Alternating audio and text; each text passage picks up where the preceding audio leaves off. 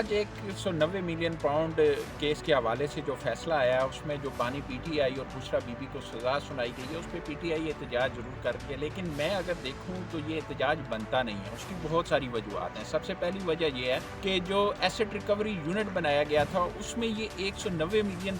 Pound جو ہے وہ حکومت پاکستان کے لیے ریکورڈ لکھا گیا تھا، اور ریکورڈ کا مطلب ہے کہ وہ حکومت پاکستان کے اکاؤنٹ میں جانا چاہیے تھا، جبکہ ایسا نہیں ہوا اور وہ گیا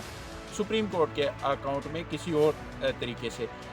ایک تو یہ وجہ ہے۔ دوسری وجہ یہ ہے کہ جو لوگ آج احتجاج کر رہے ہیں وہ یہ دیکھیں کہ ان میں سے کتنے اس وقت کیبنٹ کے ممبر تھے جب وہ بند لفافہ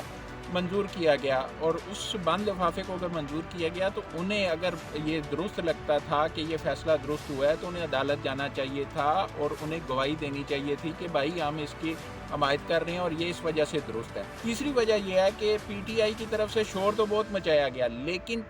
جو یہ کیس تھا سارے کا سارا وہ سیاسی بنیادوں پر لڑا گیا، میڈیا پہ شور مچایا گیا، عدالت میں اگر ان کے پاس کوئی شواہد تھے تو وہ اس طرح سامنے نہیں لے کے آئے گے، اور اب